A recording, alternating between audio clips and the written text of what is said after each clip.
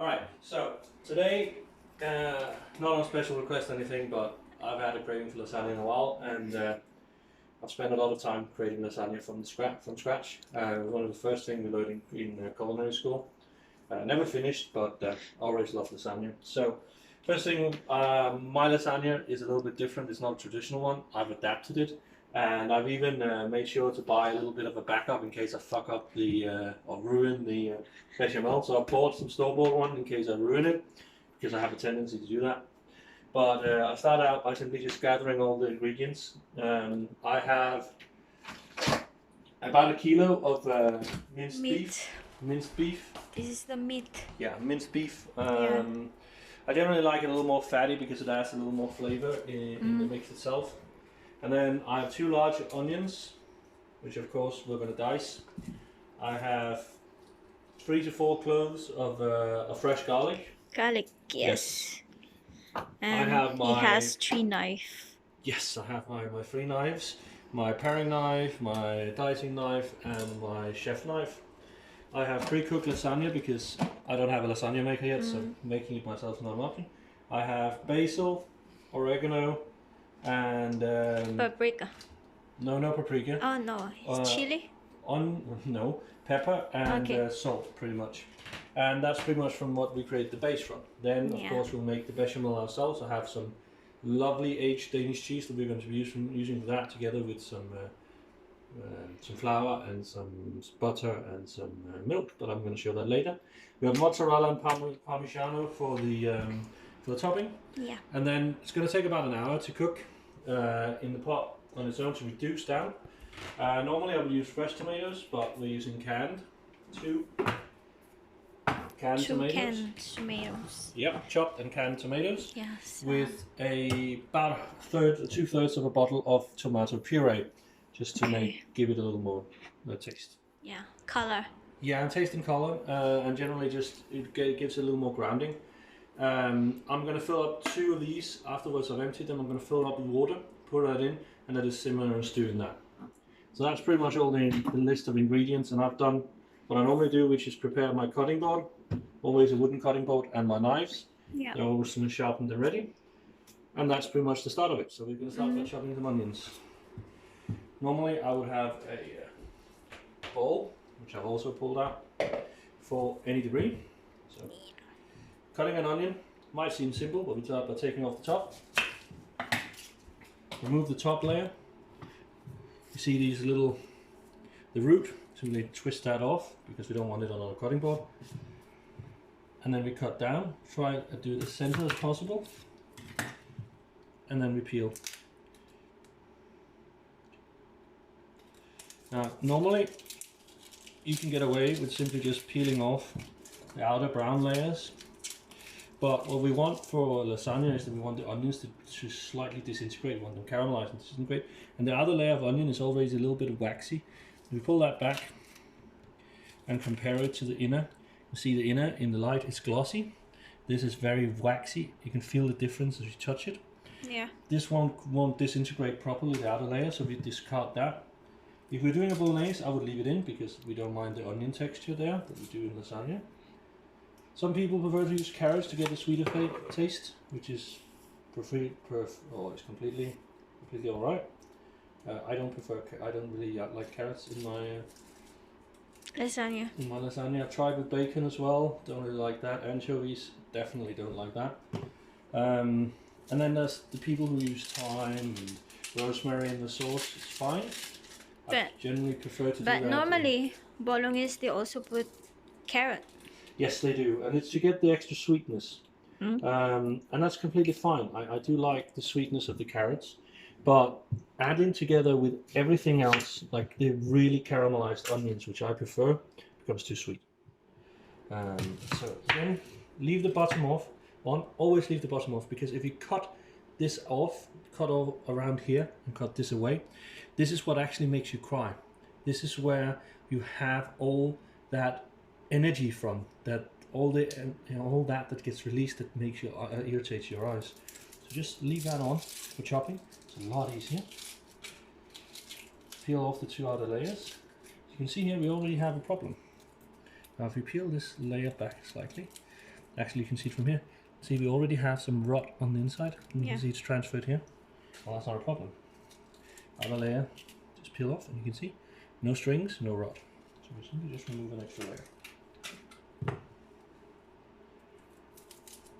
And that's pretty much it. Most people throw away their onions once the outer layer starts rotting. There's no point in doing that. That's why onions have layers. You simply just remove them. That's why they last long. So, onion on the board. See, we have a little bit of skin left here. If you do like that, you can simply just peel it off if you want to. Now, I don't cut properly. I've never done it. I spent hours upon hours doing it in culinary school, and I never learned to do it properly, so I just don't do what I do. So we cut.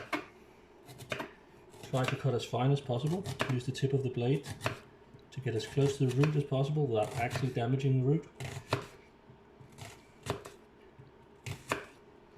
Gather up like it's a baseball, pretty much like that, but hold the side to keep it together.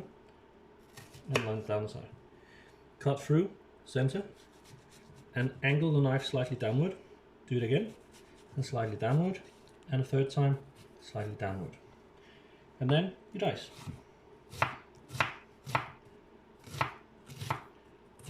Don't mind chunky bits, we just want them to be airy and light. That's about the same size. Again, once you get closer, cut further. Once your cuts don't go all the way through, gather up and dice again.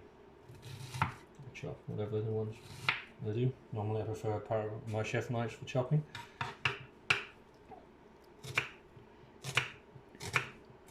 And of course, Christy's going to speed this up, so I'm just going to stop talking now. I'm going to speed up the whole chop. You ready? Alright, so now that we've diced our onions, which just look kind of like this, which is a mess because I haven't cleaned it up, we want to fire up our relatively nice pot. I'm using it on full burn, and I'm going to add some olive oil to that in a bit. One of the mistakes I see a lot of chefs do, and a lot of people do when they're home cooking, is they add the oil right away, which will make the oil smoke. Oil have different temperatures at which they start giving off smoke. Where olive oil has a very low smoking temperature, virgin olive oil even lower. We don't want it to add the flavor of burned oil, but we want the flavor of the olive oil. So we are going to wait until this pan heats up, so we actually can barely keep our hand down here. As you can see, I can get my hand pretty far down, and it's not really hot at all. But once I can't do that anymore, I'll add the olive oil, and we'll quickly allow the olive oil to absorb heat relatively fast without burning it. And then we add our ingredients, which will again reduce the heat, which will make us make sure that we don't burn our olive oil. So that's pretty much what we do. While we wait for that, we take our cloves of garlic, we feed them. Take the flat of our knife, flat of the blade. Everybody knows this place. Tap, tap, and tap. Makes it easier to remove the skin. While we wait for the heat to come on, that's what we do.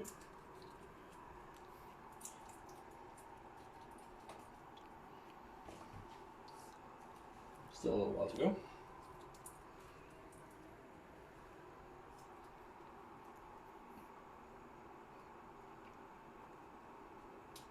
But 15 to 18% is it's a lot of fat. A lot of fat, right? Yeah. And normally when I do like meatballs, or if I do bolognese or something like that, I would use a lot less fat. 5% would be what I use for meatballs, and I would also use it 5% for bolognese, but I tend to prefer a little bit more fat in the bolognese as well. But for lasagna, I want the extra fat because it actually gives a nice taste, and it helps lasagna not stick to the pan. But that was before I got my lovely Scan Pan, which is an amazing piece of cookery that this is the first time I'm actually using it. We got it for Christmas by my parents. So I'm going to use that. Yeah. Now we're at the point where I can barely keep my hand down into the pan, or into the pot. You're going to use this one. Yeah, we're going to use that's our Scan Pan. Scan Pan. It's an amazing non-stick layer. I've wanted one for years, and I finally got one. Well, we finally got one for Christmas. So now that the heat is on, we add about 2 tablespoons, 2 times around. I did a little too slow there, so we add a little bit more. As you can see, it starts adding color already. starts changing color, and it starts heating up. With that heat already added, what we do is, just to make sure that it's not too hot enough, take a little bit of water on our finger and splash. And as you can hear, that sizzling means it's ready. Onions, straight in.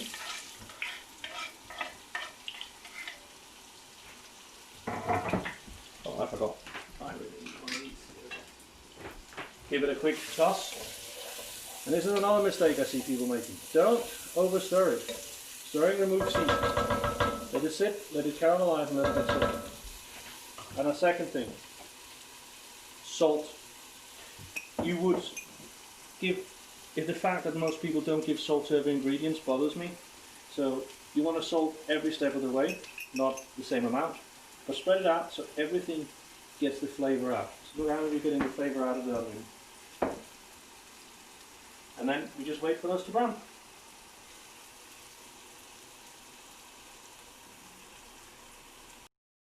Right, so if you bring the camera over, as you can see down in, we're starting to see a little bit of caramelization on the edges of the onions. We're seeing it become a little bit brown around the sides. That means we're about approaching the point where we want to add our meat. Now, normally I would let them caramelize a little bit longer, but because the heat is already really intense, I'll just add the mince. That'll help give a little bit of tartness from the onions into the meat.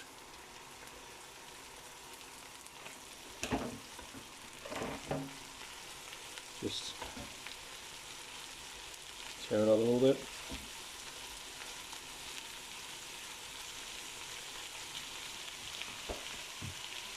And then we simply saute the meat again. Salt.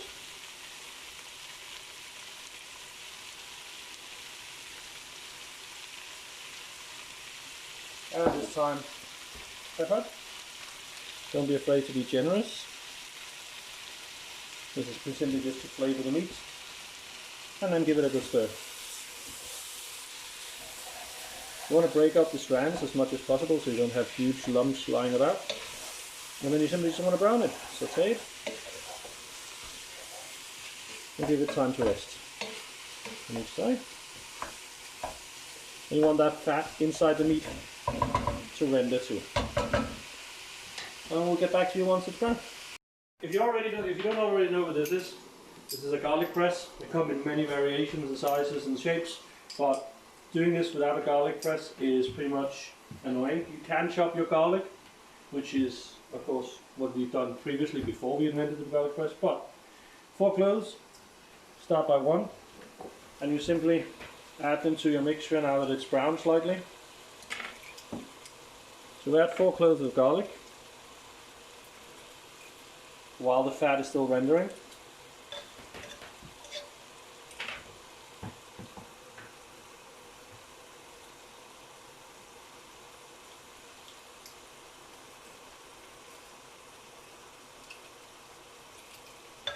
And once that fat then renders down completely, you will now get a little bit of roasted garlic onto the meat and then absorbed into the sauce later on. I prefer to just give it a quick stir, allow the garlic to sit in the oil and the fat itself. Just a little bit of extra flavour. Not more than 30 seconds, a minute. Not necessary in my opinion, but some might disagree. Through 2 cans chopped tomatoes.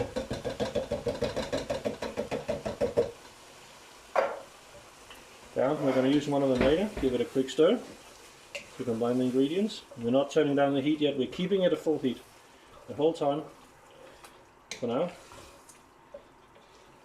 As you can see, it's not really all that liquid, it's not really doing much, it's not working.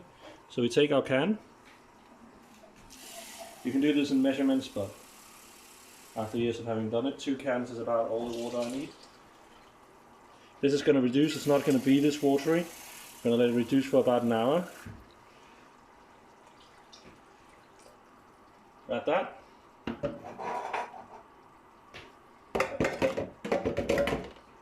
take our tomato puree, open that can, and scoop about 2/3 of that in. Normally I would use a little tablespoon, but I didn't have one handy, so it just became a knife.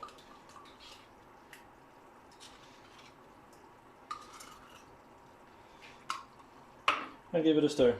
That will start adding volume to the amount of water we add in, and a little bit of thickness, and will give a really nice flavor profile of powerful tomatoes. Now we start turning down, all the way down to a light simmer. Take our basil. You can see there's some stalks in this. I prefer fresh, but I don't have fresh because it's the middle of winter. About a tablespoon and a half. I do have fresh basil and oregano in the garden, but winter has ruined it. That's about 1.5 tablespoons of oregano too. In with that.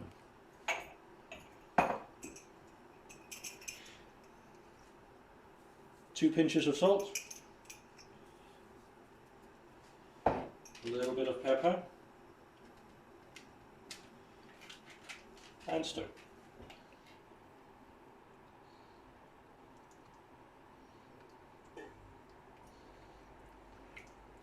I'm going to bring that back up to the boil, and then let that reduce to about 1/3, 1/2, depending on how thick you want it and how little lasagna you want, or how much wetness you want in your lasagna. Remember that the amount you have in your pot, the amount you put up into the lasagna and into the form itself. Once you put that in the oven and heat it again, it'll start reducing further. So you'll end up with much less liquid than you're actually expecting. So if you render this to about 1/3, or reduce this to about 2/3 of what it is now, you will have about half left once you're done. So if you want to dry a lasagna, reduce it down to half, and then you'll have about 1/4, or about 1/3 or 1/4 left of this. So always remember that since you're heating it twice, you'll lose liquid. Now, actually, if you come over and look very, very closely, you can see little bubbles starting to form around the edges and in the middle. We're already bringing it back up to a boil. We'll add a lid, and then clean up and leave it there for about 45 minutes to an hour. Meanwhile, I'll try and prepare the cheese sauce, but well, I'm not very good at the cheese sauce. I'm going to end up ruining it. And I'm not going to show that on camera because that'll just be embarrassing. So yeah, see you in about an hour. Well, about 40 minutes have gone, and I've switched it over to another heater.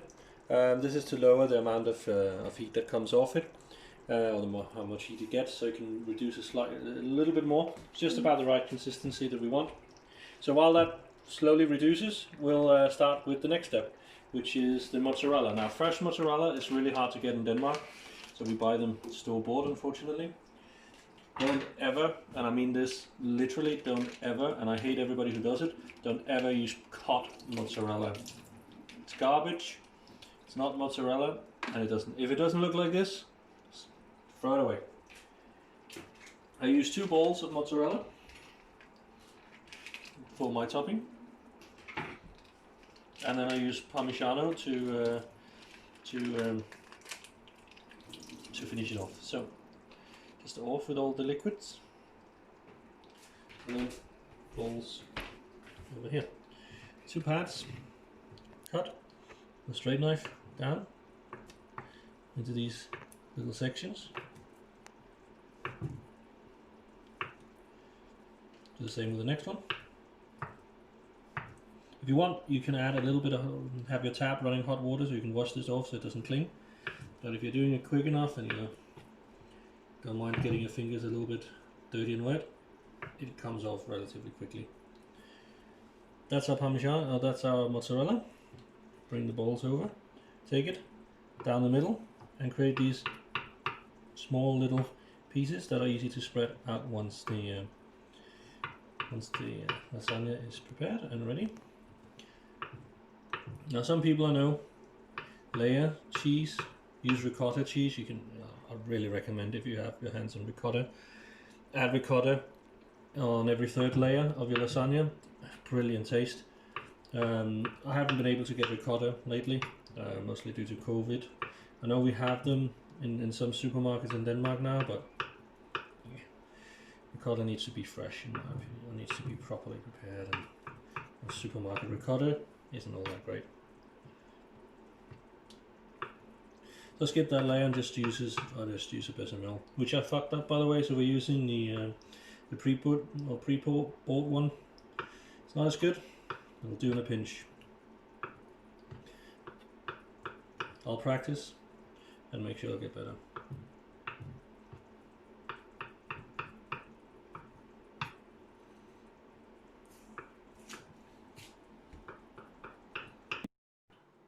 Right. So now we cut up our mozzarella, we finished with all that. We still need to cut up the parmigiano, but we'll do that later. But our sauce is reduced to about the level we wanted at, which is about really nice and easy to gather up. The meat is mixed in, I've just tasted it, it's actually pretty decent. So once you have this consistency, you're just about done. As you can see, it's about a third of the way down, and that's where I like it. A little bit runny. You add that, and you add just a little bit. You don't want it covering the bottom, because all you're pretty much looking for is to make sure that the plates don't stick and that you can place them down without issues. Now, how to place down your lasagna plates doesn't really matter. You do what you feel comfortable with and what the shape of your pan can actually allow you to do. If you can get your hands on, if you don't mind making your own pasta and doing it from home or from scratch, do that. I highly recommend homemade pasta over plates, but plates again will do in a pinch. Try not to let them overlap. They overlap a little. It's not the end of the world. It's just gonna need a little more time to cook. One layer of that, and now we start layering the meat. Make sure to spread. As you can see, I gathered too much meat in one end, so just make sure to spread it out slightly.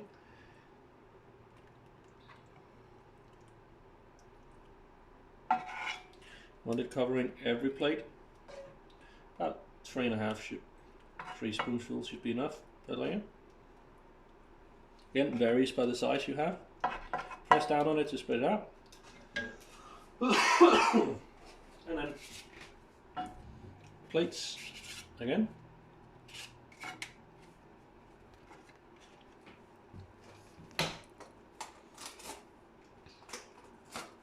I ran out, so I'm just opening a new box. One of those annoying ones where they come in plastic. Because what you really need to protect dried wheat and an egg is plastic. Completely unnecessary. But hey, somebody's got to make money. So add a little bit, and this time we just add a little bit because we don't want too much. We just want to create a bottom layer. Because this layer we're also going to add the store-bought bechamel or Monet or whatever you want to use. Whatever you prefer is fine. I prefer the bechamel, homemade, but you know, that's just it. Quick layer of that. Take the store-bought sauce, just a tad of that to it, like that, and plates again. This will hopefully end up being our middle layer if I've done it correctly. If I haven't, then well, we'll survive. And then again, we do the same with the bechamel at the top layer. That is the last one. No. This should be the second to last one. Second layer we make, but this top should also have sauce.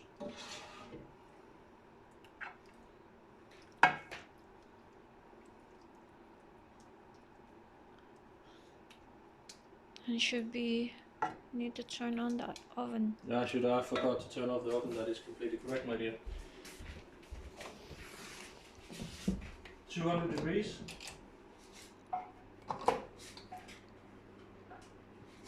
Yeah, 200 degrees.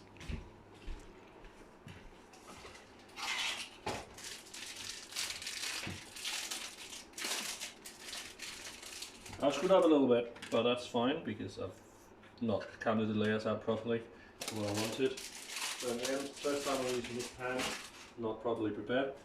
So we're simply going to do a single top layer with the sauce. Some people mix the sauce in. I think that loses a little bit of flavor and consistency, and it makes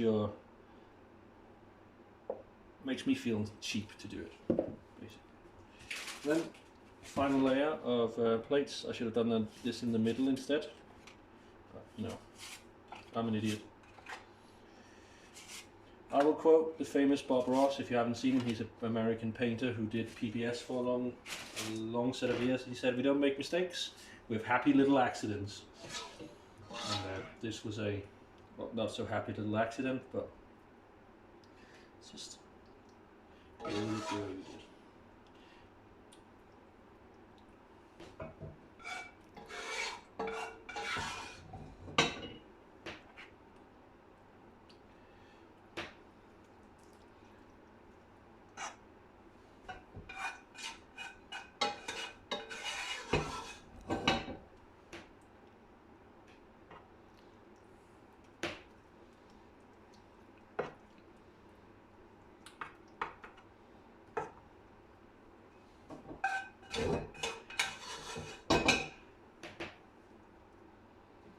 So there we go. That's the most of the top layer, and then we bring in the mozzarella. Normally I would let it cook for about 15 minutes without adding cheese. If you use, and God forbid you do, if you use the already grated mozzarella that you buy in the supermarkets, that some people do. There was a time where I loved that stuff. Don't anymore. But if you use that, definitely wait 10 minutes, 15 minutes to put it in. Or to put it on. Let it go in for 15 minutes without it, because otherwise it's going to burn, and that doesn't look nice, it doesn't taste nice. Well, it doesn't taste nice regardless, but the mozzarella is going to spread out slightly on its own, so don't worry too much about leaving gaps. It'll still cover it. It's a fairly liquid cheese. It contains a lot of liquid, as you probably figured out because it was lying in liquid. It does maintain some of that. So it's not a big deal if it doesn't cover everything.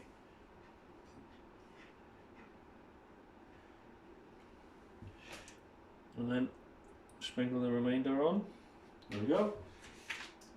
Parmigiano time, which we go to the cutting board. Quickly open up. I know that's a pull, but open up. And this is opening Parmigiano for me is like essential experience. The smell of that cheese, it's amazing. It's milky, it's smooth, and it tastes gorgeous. Look at that. Beautiful piece. I use a little bit bigger knife because I need to apply some pressure here, so it's just easier to do that with a large knife where you have a good grip. So we cut about a portion of that off. You cut everything? No, not everything. Everything would be way too much. But then again, what you like, personal preferences. If you like a lot of Parmesan, you use a lot of Parmigiano. If you don't like Parmigiano, don't use any, which I just will say I think it ruins it a little bit, but then we just chop. Roughly, finely, it doesn't matter. It depends on your taste. I prefer it a little bit coarse, a little bit uneven, because then you can taste it when you get a bite of it. So there we go. Take that, and then gently sprinkle that on top. And make sure you get everything. You've chopped Parmigiano, there's no reason to waste it, because once it's chopped, well, it's just going to lie on that cooking board, or chopping board, not doing anything, and that's a waste. So add a good portion of that, not too much. You want the ratio to be about 1/3 Parmigiano, 2/3 mozzarella. If you want, add a little bit of salt on top of it to really get the flavors of the cheeses, but I'm not going to do that. The pan is already really hot, so we're going to do this quickly. Put that there. Into the oven. One fell swoop. Close it up. 30 minutes later, we got food. It needs to rest for about 20 minutes after it comes out of the oven, but I'll show you the finished result. See you later. came out of the oven, well, 15 minutes ago. We let it rest for about 15 minutes just to let the juices soak back in. You can see we have the nice burned crust, or not burned crust, but brown crust of the mozzarella and the parmigiano. And you can see just about how the lasagna plates have withdrawn slightly, leaving just a little bit of shrinkage, which means that they're cooked through. So now that's done, we'll cut it up and we'll serve it. Nice and easy. It takes about 2 hours to make. If you do it right, you can do it in less time, but you won't get the flavor.